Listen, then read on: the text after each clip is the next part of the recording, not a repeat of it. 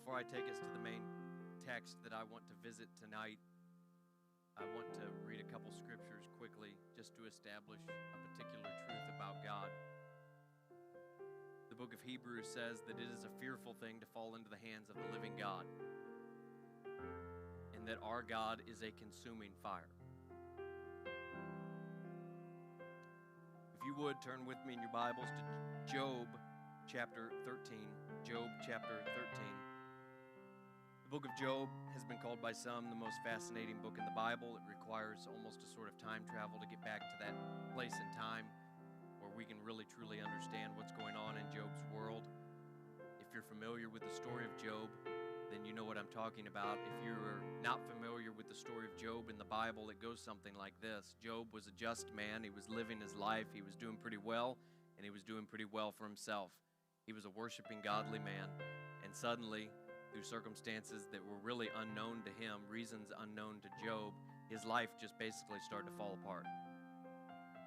His loved ones started to die, his possessions started to slip away, and everything that Job knew and everything that he counted as a blessing was stripped away from him almost in the course of a single day.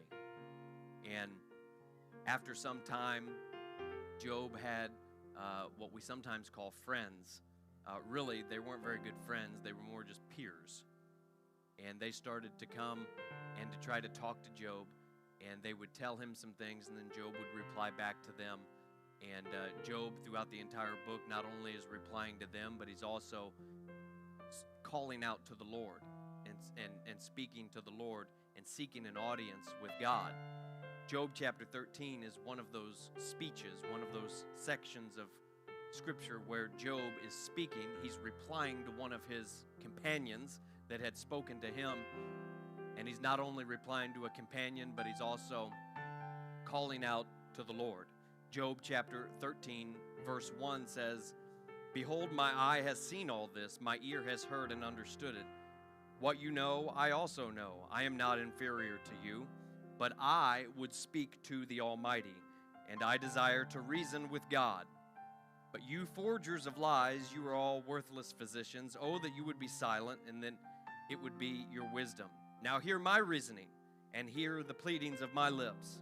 Will you speak wickedly for God, and talk deceitfully for him? Will you show partiality for him? Will you contend for God? Will it be well when he searches you out?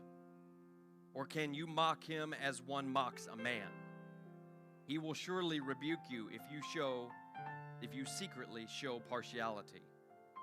Will not his excellence make you afraid, and the dread of him fall upon you? Your platitudes are proverbs of ashes. Your defenses are defenses of clay." That was Job's complaint. Then the tone changes, and he goes from a tone of complaint to a tone of resolve. And he starts to tell his peers what he is about to do. Verse 13 says, "Hold your peace with me and let me speak. Then let come on me what may. Why do I take my flesh in my teeth and put my life in my hands? Though he slay me, yet will I trust him. Even so I will defend my own ways before him.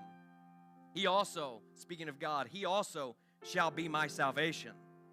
For a hypocrite could not come before him. Listen carefully to my speech and to my declaration with your ears. See now, I have prepared my case. I know that I shall be vindicated. Who is he who will contend with me? If now I hold my tongue, I perish." Job was determined to approach God, to talk to God, to have an audience with his Creator. And he told his companions that that's exactly what he intended to do. And you need to understand that what Job is proposing is not a small thing. In fact, some might call it a dangerous thing, because as we've already established, our God is a consuming fire. It is a dreadful thing to fall into the hands of a living God. And Job is trying to elbow his way into the presence of the Lord, not knowing what might wait for him once he gets there. You see, Job's wrestling with some things. Anybody ever wrestled with some things in life? I know you do too. I know you're wrestling with things in life. I know you got things going on in your immediate orbit of life. I know that the people around you, the loved ones that you have, they've got some things going on and you're affected. I know that we all struggle and we wrestle with some things in life. And tonight, with the Holy Ghost's help, I want to equip you with something that's going to help you, I think. I just want to minister for a little while from that passage, from verse 16.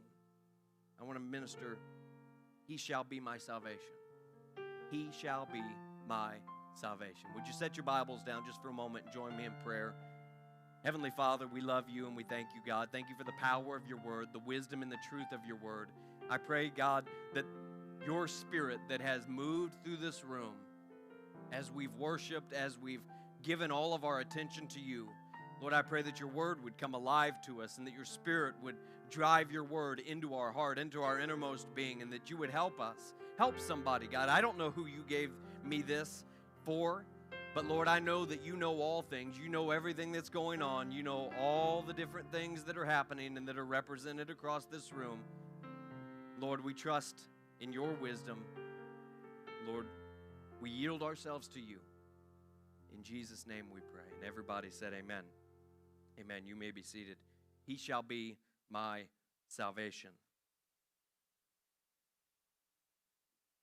You've heard me say before, I can speak for myself. I want to be the real thing. I have no interest in saying that I'm one thing and being another thing. I really, down in the deepest part of who I am, I want to be a disciple of Jesus Christ. I want to belong to him. I want to be growing in his likeness. I want to be like him. I want to operate in the power of his spirit. And I want the Lord to consider me to be one that he can trust with anything. That's what I want to be. And it's all right to say amen to that if you feel the same way. I want to walk the walk. And I remember when I was a young teenager, I was in a junior high Sunday school class, and they had a man in the church come and guest teach that class for a morning. And he was a man in the church, and he had never been in our Sunday school class before. In fact, this guy, I think he worked for the government or something. I mean, he was a very high-functioning person and almost kind of a scary person, and just lived in a world that was so different than the one I lived in. I remember the day he came to our Sunday school class, and he started to talk to us, and none of us knew what in the world he was going to teach us about. And I remember it made an imprint. I don't remember every single word that the man said, but I remember the topic, and I remember how it made an imprint in my life. He talked about being honest with ourselves. He talked about intellectual honesty. He talked about how it is so, so, so important. It's even a salvation issue that we be honest and real with ourselves.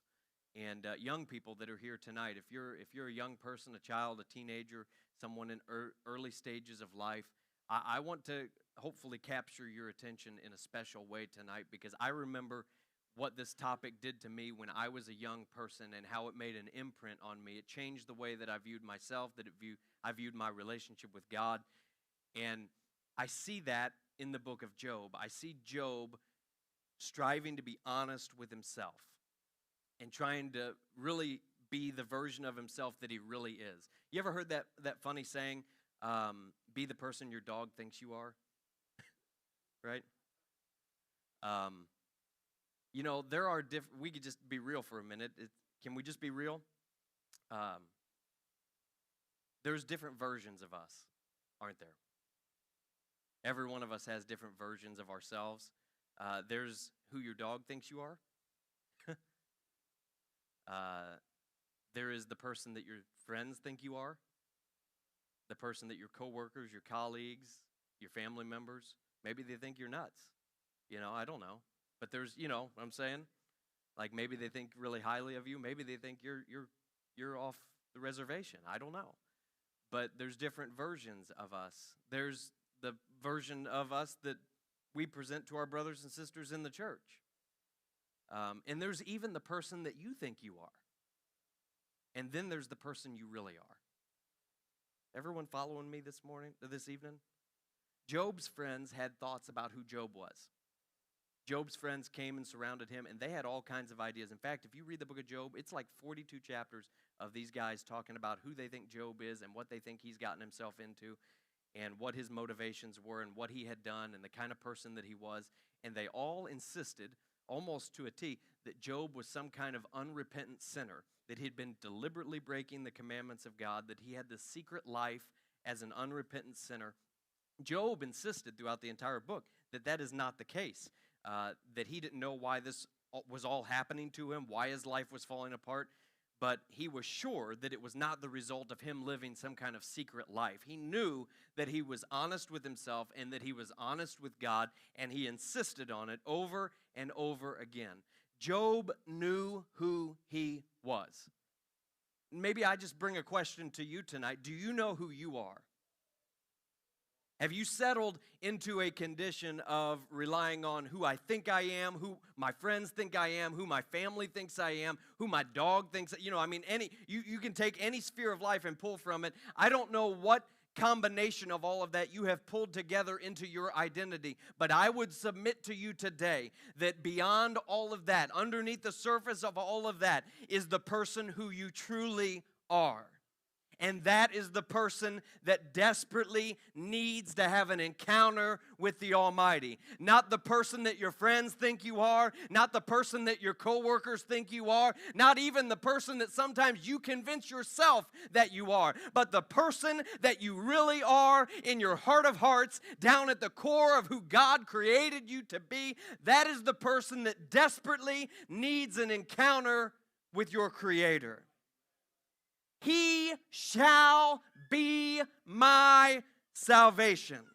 I'm pausing on a Sunday night to tell somebody and to ask you to consider, before the storm of your life comes, before you get into a season like Job was walking through during his lifetime. Maybe you're there already, but maybe you're not. And to the person who isn't there already, I'm pausing on a Sunday night and I'm asking you, you need to get a hold of who you really are before God. You need to be honest with yourself, and you need to say, this is who I really am, and I need to have an audience with the Most High.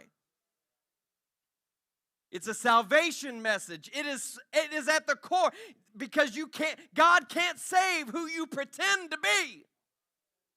It's got to be the real thing. It has to be honestly, sincerely you. The Lord is wanting to speak to you tonight, and He's reaching not for the caricature or the image of you. He's reaching for the very soul of a person tonight.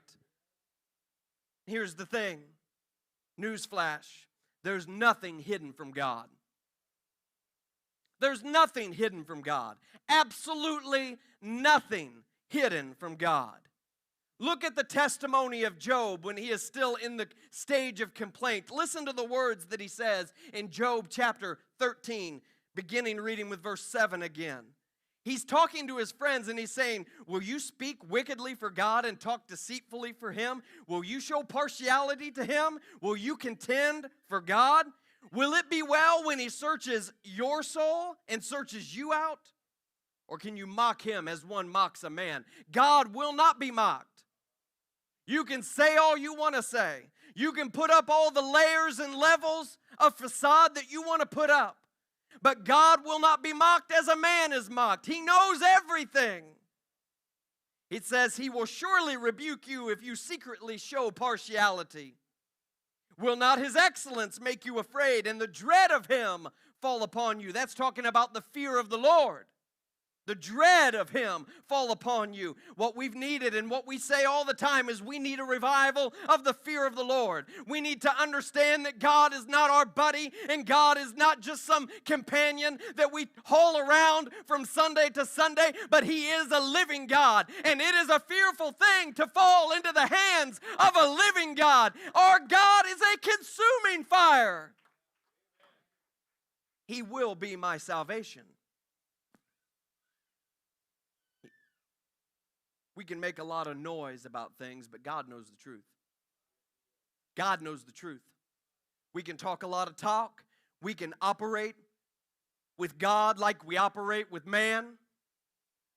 We can keep things tucked away in secret, but God knows.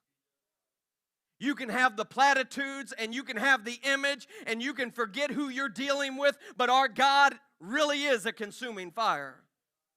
I'm talking about dealing honestly with the Lord. David was right when he wrote in Psalm 51, "Behold, you desire truth in the inward parts, and in the hidden part you shall make me to know wisdom." David was writing about exactly what I'm preaching about tonight. God desires truth in the inward person. He doesn't want the facade. He doesn't want the reputation. He doesn't want the label that anybody else has put on you, whether it's good, bad, or ugly. He wants the real you. And it happens whenever we make that conscious decision to break out of the comfortable habit of the facade and the caricature. And we get real and honest before God. You know, God responds to truth. Truth is the seal of God. God responds to it whenever it shows itself. And when there's truth on the inwards, when a person approaches God, I see it all the time, Brother Walker, when a person approaches God at an altar and it's not made up and it's not for show and it's not for attention and it's not for anything else except for a love of God, and I want to have an audience with the Lord. It's truly, there's something true that's coming out of a person's heart. There's something sincere that's springing forth from them. This person is a real person, and they're wanting to have communion with the real God. God responds to that because it is truth, and He loves truth. The eyes of the Lord are in every place, keeping watch on the evil and the good. Jeremiah the prophet asks, "Can a man hide in secret places where I cannot see him?" declares the Lord. "Do I not fill the heavens and the earth?" The writer of Hebrews said, "Nothing in all creation," somebody say nothing. Nothing in all creation is hidden from God's sight. Everything, somebody say everything. Everything is uncovered and exposed before the eyes of Him to whom we must give account. Truth brings you into God's presence. It doesn't have to be pretty, but if it's true, God will respond to it. It doesn't have to be all put together, but if it's truth and it's really you, God will meet you in that place. You don't have to have it all together to get God's attention. You just have to be you, and God will respond. Now, let me be relatable for a minute and get it into our real life. I said a little while ago that we're wrestling with things. We wrestle with things in life, just like Job did. And I want to address that for a minute. That key verse that I pointed out, verse 16 of Job chapter 13, says, "He also shall be my salvation, for a hypocrite could not come before him." Job is saying, if I were not who I say I am, I could not come and appear before God. Job reasoned that if he could just have an audience with the Lord, that very simple fact alone, regardless of how it turned out for him, would be evidence of his innocence, that he was who he said he was. It says something about you whenever you are able to have an audience with the Lord. It says something about you whenever you're able to be in the presence of God. Job is wrestling with some things, but maybe I can just bring it into 2025 for just a moment, and I can tell you that there's two kinds of people that this kind of stuff relates to. The first is the person that if you've ever felt like you concealed or hid the real you. Anybody ever done that? Some of you are doing it right now. You're hiding or concealing the real you. Maybe you can relate to what Job was expressing and what I'm trying to express to you tonight and what the Holy Ghost is ministering. If you have ever tried to conceal or hide who you are, we can get into the habit of concealing ourselves, hiding our true self. There's influence of shame, guilt, doubt, imposter syndrome, influences like that because of what you've done, because of who you've been, or even how you felt others thought about you. I heard someone say before that shame is self-rejection based on the rejection of others. And we can get so clouded up with the point of view of everybody else that it starts to make us Whether we consciously think about it or not, we start to conceal ourselves. We start to hide ourselves. We get into a bad place when we do that. Reminds me in the Bible of when David knew he wasn't doing right. He saw Bathsheba bathing on a roof. He lusted after her. He slept with her. He orchestrated the murder of her husband, his friend, and then went on living his life as though nothing had really happened and nobody really knew. Everyone thought he was just regular old King David, the same King David he'd always been. But there was a different person. It wasn't the real him. Until a man of God named Nathan came and entered into the court of King David one day and told David a parable about a man with a little ewe lamb.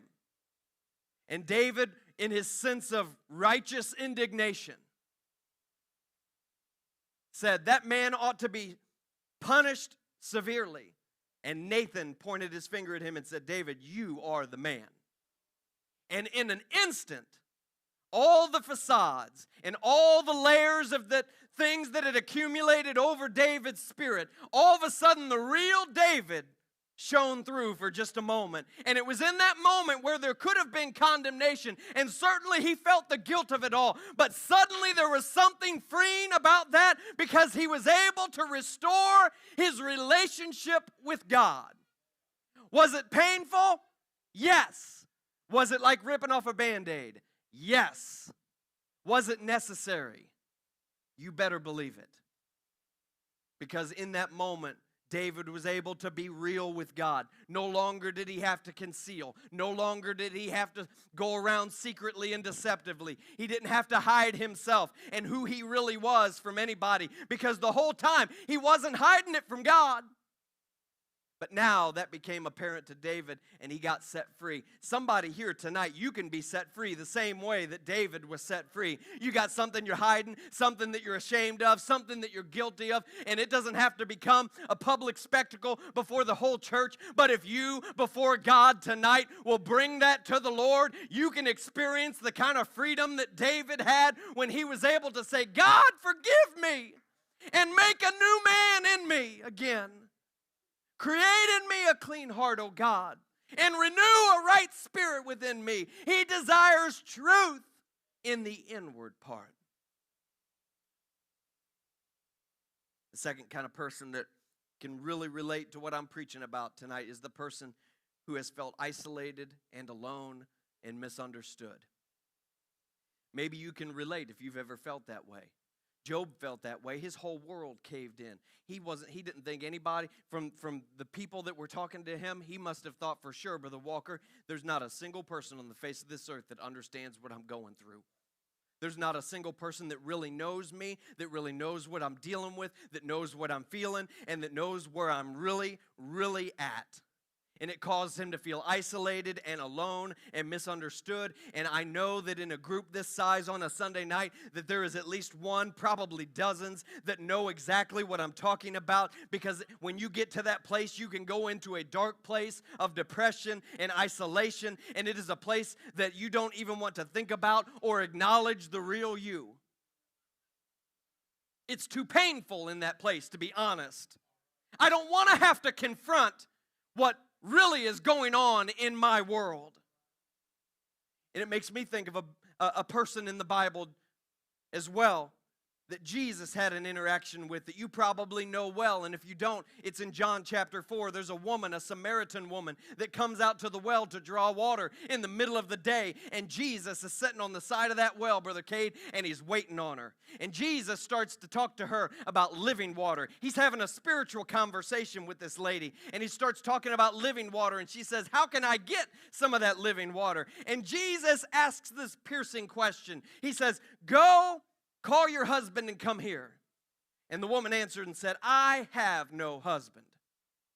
That's the turning point. Brothers and sisters, that's the turning point. She decided in that moment that she was not going to keep up the facade. She was not going to tell a lie. She was not going to isolate herself behind the truth, but she was going to be honest with this man at the well.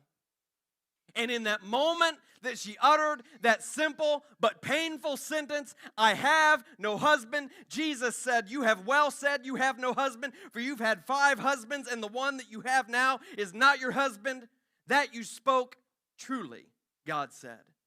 Jesus said, truly, you spoke it. And I'm telling you that when someone speaks truth about who they are and where you really are, no matter how isolated or misunderstood you may feel, when you speak truth in the presence of Jesus Christ, He gravitates to that. It doesn't matter how painful it is. It doesn't matter how broken it seems. He will meet you at that place, and you just opened a doorway to the supernatural. That one sentence unlocked the entire encounter that woman needed. And I have to play my imagination and just imagine, Brother Turner, what would have happened if she had decided in that moment to not be honest with Jesus? Would we even know anything of her story at all? I would submit to you tonight that I believe her situation would have never changed. Brother Ryan, I don't think there would have been any kind of transformation that took place in her life. I don't think Jesus would have overrode her sense of free will and honesty and instead decided to call her out and put her on the spot so that He could work a miracle and do a transforming work in her life. I don't think Jesus would have done it because I don't see Him do it in any other cases. But when a person comes before Him, no matter how isolated or misunderstood, no matter how painful or broken things are, when they come to Jesus and they're honest with Him, it unlocks an encounter with God where the miraculous can take place. To the person maybe that can relate to what I'm preaching about tonight, that you have hidden yourself, you have concealed yourself, or you feel so isolated and in a dark place that it has driven you to a place of deep pain. I have good news for you tonight, that God who is a consuming fire has a heart for you. He is a pure God, and He is also a loving God. He's a God of second chances, and third chances, and fourth chances. He's a God of hope, and He is fundamentally good. He is not an evil God. He is not a twisted God. He is not a God that you have to worry about what kind of mood He is in. He is a good God. He loves you. He has a heart for you. He is a consuming fire, and you don't want to play games with Him, but He is an all-knowing, all-powerful, and all-loving God, and He is reaching for your very soul. He's not interested in who you pretend to be. He wants to reach for you. And if you will be you with Him, there is nothing He cannot handle. Somebody hear me right now. Some young person, listen to me right now. You're dealing with something at 12, 13, 14, 15 years old, somewhere early in life, maybe older than that. And you're dealing with something and you haven't told anybody about it, and you're all ate up inside about it, and you don't know how you're going to win the battle of it, and I don't know what it might be in particular, but I'm telling you that whatever it is, you can take it to God. If you don't feel like you can take it to anybody else, you take it to Jesus Christ. There is nothing He cannot handle. You don't have to go through the motions with me or mom or dad. By all means, if you can talk to me or mom or dad, talk to one of us, but don't talk to nobody. Talk to Jesus about it. There's nothing that you have going on in your life, young person, that Jesus cannot handle. You don't have to pretend with God. Hear me, young person. I can't get off of this. Young person, do not go through your teens and your 20s pretending with God that you're somebody else that you're not. Get real with Him at an altar. Pour it out before Him and let the supernatural power of God start to flow in your life. Do not waste years trying to pretend with God for the sake of people who are around you who couldn't care less about your walk with God.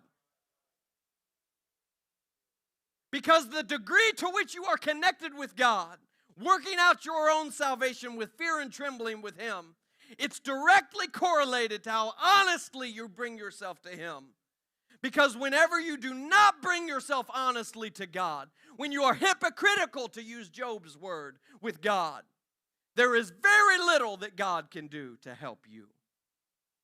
But I think that in this generation, and I think that in this room, there is a hunger for God. I think that there is something like what the psalmist wrote when he said, my soul thirsts for God. When shall I come and appear before God? I hear the echoes of Job in that psalm when he's saying, you know what? I can hear all my peers and all my companions talking all this nonsense. I can hear all the noise. I can hear even my spouse. I can even hear my own heart saying things. There's things bubbling out of my flesh that I don't even like the sound of. But then something in Job rises up and says, if I can just have an encounter with God,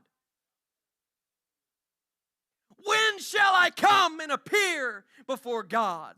And if there would be just one person tonight who would say, I'm desperate to draw closer to God. Maybe you're in a Job situation. Maybe everything's just fine. But there's a hunger inside of you that says, I need something to grow. I need something to change. I need to have an encounter with the living God. How do I do it? How do I go about actually walking in what you're talking about, preacher? It comes, I think, at that pivotal moment in Job's story when he dismisses the insights of his friends and he takes his case directly to God. Sometimes you have to turn. I'm not saying isolate yourself and become such an island that you don't have a church and you don't have people in your life that you try. I'm not saying that. Don't take me there. Don't put words in my mouth. That's not what I'm getting at. But I am saying this. There are times when you have to turn away from what everybody else says. It's called getting into your prayer closet. It's not called cutting yourself off from pastor. It's not called cutting yourself off from your church body or your loved ones or your trusted friends. It's called getting into your prayer closet. It's called going to that secret place with God. And there are times when you need to take your case directly to the Lord and commune directly with Him. Hear me. You need to turn off the peanut gallery. You got to stop reading the comments section of your life, what all the people around you are chirping and saying. And you need to take it to the prayer closet and take it to the prayer room. You need to get down somewhere at your home, in your car, wherever you can get alone with God. And you need to get alone, just you and Him. Just like Job was endeavoring, just like the psalmist wrote about, there has to be something that pulls you into His presence. I think of Saul of Tarsus, who would later become the Apostle Paul.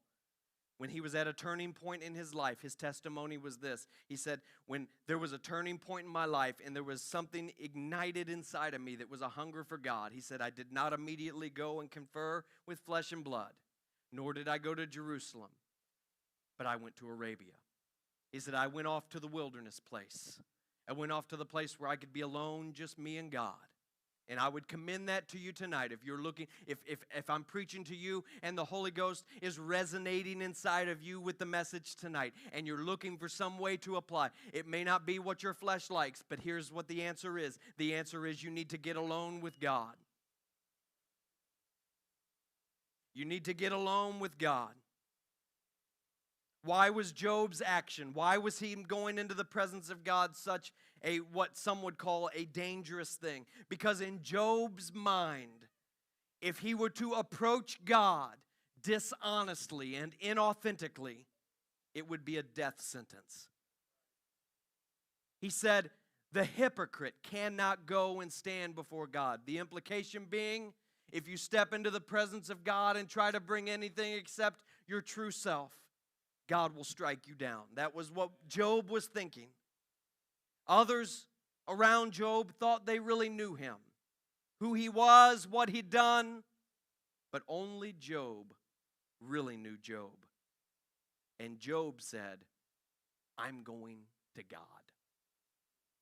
I'm reminded of Joshua who said, as for me and my house, we will serve the Lord. I'm more interested in consecration than I am convenience. I'm more interested in God's thoughts of me than my thoughts of me. That's why Job was able to say the verse we quote all the time from that passage, though he slay me, yet will I trust him. If I die at his hands, I have nowhere else to turn. He shall be my salvation. The musicians would come. Finally, it reminds me of a story in the Gospel of John. John chapter 6, Jesus is teaching. He's teaching multitudes. Many of his disciples are there, not just the 12, but many of his followers that on some level or another were following after him. And then there were the multitudes, and there were just a lot of people around. And Jesus was teaching, and he started to teach some things that were kind of hard to hear. They were tough to accept. And many of his disciples, when they started to hear those things, they said, Jesus, this is a hard saying. Who can understand it? And many went away. Job had that kind of a place. He was enduring some hard things. And I can look around the room, and some of the stories I know and some of the situations I know, and some of them I don't. I'm sure I don't. And I know that you're walking through some things that are difficult to understand and difficult to hear and difficult to deal with. And there's some that are even tempted at times to walk away. But Jesus said to the 12, he said, do you also want to go away? And Simon Peter answered Jesus and said, Lord, to whom shall we go? You have the words of eternal life. We've also come to believe and know that you are the Christ, the Son of the living God. To whom shall we go? I don't have any backup plan. For me, to live is Christ, and to die is gain. I've made up my mind. He shall be my salvation. I want to give you direction to help you in prayer tonight, to help you in prayer this week. We're going to pray here in just a moment together. One of the greatest helps I ever received was I was in a classroom setting one time, and the person that was leading the session, they said this thing, and I don't know if they recognized how powerful it was or how much of a difference it made to me, but I took it and I stored it up, and it's always stayed with me. They said one of the most courageous and life-changing prayers that you can pray. Would you like to know what it is? You want to know what one of the most life-changing prayers that you can pray is? That will help your walk with God. It will help you as a person. Here it is. God, show me me. God, show me me. You know, we do that whenever we first experience the new birth. Otherwise, we wouldn't experience the new birth. We come to the Lord wide open, right? When we're born again of the water and of the Spirit, we come to God wide open, completely yielded and surrendered to Him, just as we are. But I'm afraid that over time, friends, that we allow the layers of life to start folding back over us again. And we close ourselves up to the Lord a little bit. We do it because we have thoughts about who we are. We do it because others have thoughts of who we are. And how powerful would it be if we were able to come to the Lord again with that same level of surrender, that same openness as when we did the very first time. And we said, Lord, show me me. You did such a powerful work, Lord, when you caused me to be born again of the water and of the Spirit. There was something that transformed inside of me. And if you've ever had that experience, you know exactly what I'm talking about. I would submit to you tonight that doesn't have to be a one-time thing. That kind of encounter with God is as readily accessible as your desire to be honest and open and real before Him. Whatever you're dealing with right now, whatever you're walking through, the same power that turned your life around when you were saved for the very first time is able to reach down tonight. Do you believe that? Some of you believe it and some of you don't. That same power that turned your life around when you were born again is able to reach down, and there's nothing that He cannot handle. It will open up a level of your relationship with God that maybe you aren't familiar with yet. Because listen to me, when the real you meets the real Jesus, anything's possible. Anything's possible. Stand with me all over this room.